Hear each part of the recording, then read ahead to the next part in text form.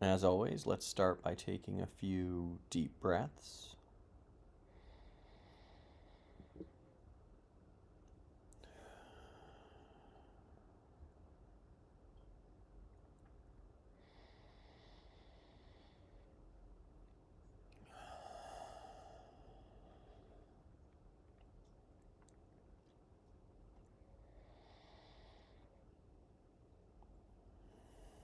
Today, I want to talk about gratitude.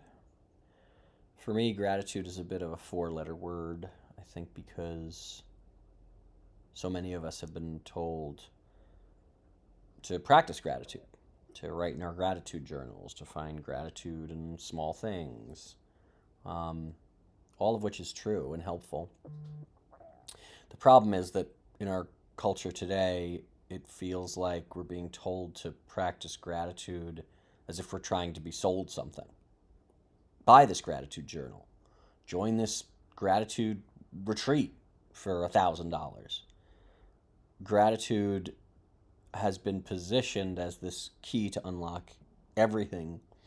And in reality, gratitude is a very powerful force. The problem is when it's sold to us within the context of our capitalist society, it kind of loses some of its power and almost becomes like this, a little bit of this cliche. So I'm aware of that as I talk about practicing gratitude. I don't want to. I want to focus on one very specific way that I practice gratitude, and gratitude is something that I will come back to in other sessions. Um, but it's just kind of a funny little mental trick that I use. And I was thinking of it today because I went to a boxing class with my wife. We do it every week.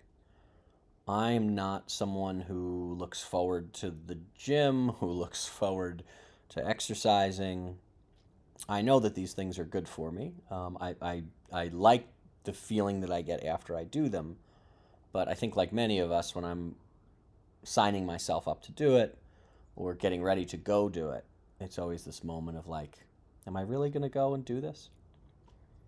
And so, one thing I've started doing when I'm in the class and I'm exerting myself and I feel tired and drained and like I just want it to be over, I tell myself, I am grateful to be able to do this. I'm grateful to have the ability to do this. I'm grateful to have the time to do this. I'm grateful to have the means to do this. There are so many elements of my life that could be different where I would be incapable of going to a boxing class or going to the gym. And so instead of seeing it as a burden, trying to reframe it as a gift. Because at the end of the day, all these things are choices that we make. And I can choose to be frustrated that I have to go to the class. I can choose to feel it's a burden, something that I'm forced to do, but I am choosing to do it. And so why not try to find gratitude for that? Find joy in it. All of these meditations and sessions and little mental tricks are just meant to build that foundation so that, again, the little moments where we can find gratitude or find joy or be proud of ourselves kind of permeate into the bigger moments. And so whether it's going to the gym or whether it's doing something, some challenging thing, some chore around the house, see if today or this week you can take a pause and find a reason to be grateful for that thing. I have to take the garbage out tonight, and I'm grateful that I can put a bin of garbage out and some people will come and cart it away so that it doesn't pile up on the sidewalk or pile up in my house. It seems like such a silly little thing, but that's only because we take for granted that that happens, that we turn on our faucet and water comes out.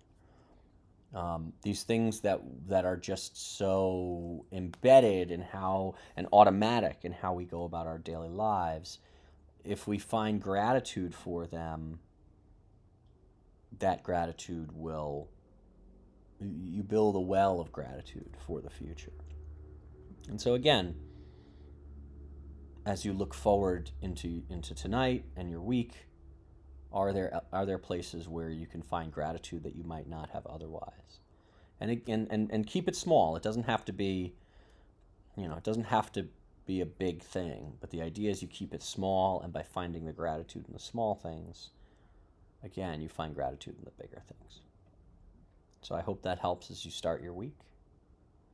And always remember to thank yourself for showing up, to thank yourself for wanting to engage in these practices.